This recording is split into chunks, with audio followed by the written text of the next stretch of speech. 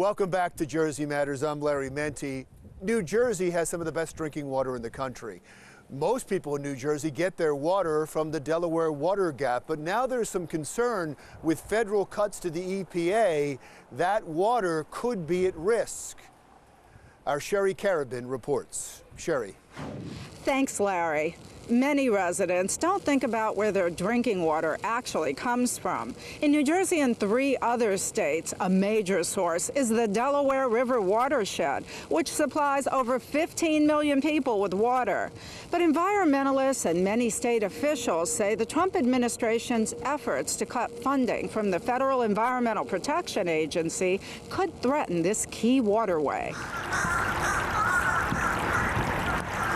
Listening to the sounds of the wildlife along the Delaware River Water Shed, it may be hard to imagine that back in the 1950s, the urban portion of the river was one of the most polluted stretches of river in the world.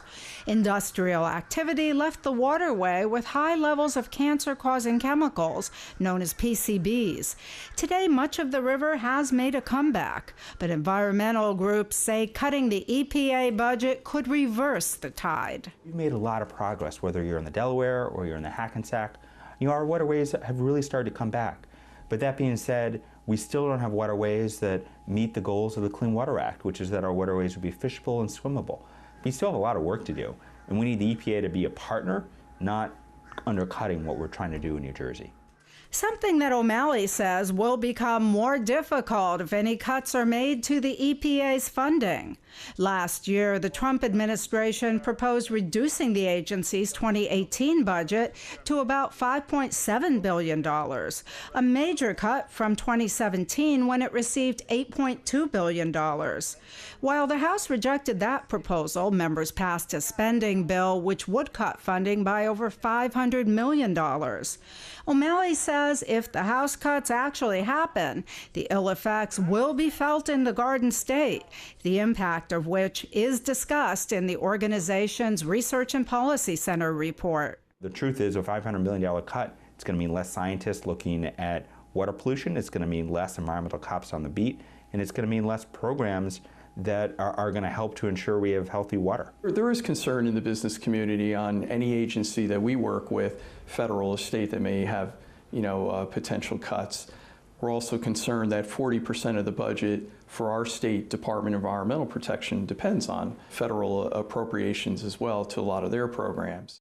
Since the House vote, the Senate Appropriations Committee has proposed a much smaller cut of about $150 million.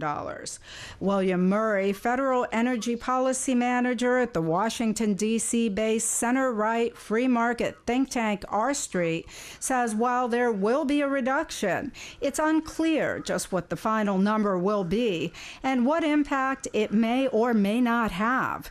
He says there's no reason to push the panic button just yet.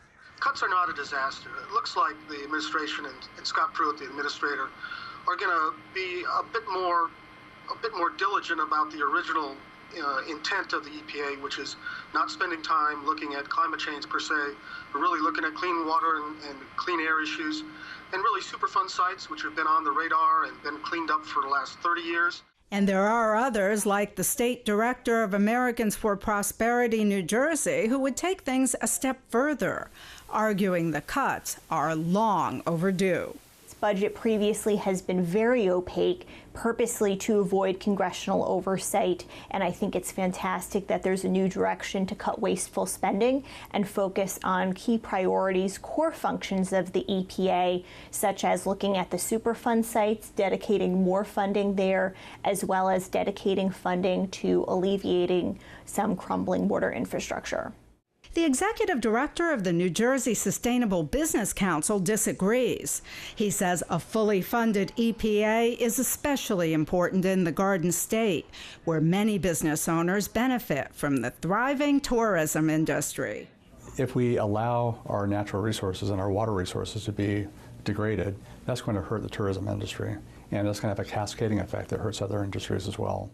As the battle continues over this year's EPA funding, environmental groups like O'Malley's are preparing for even rougher waters.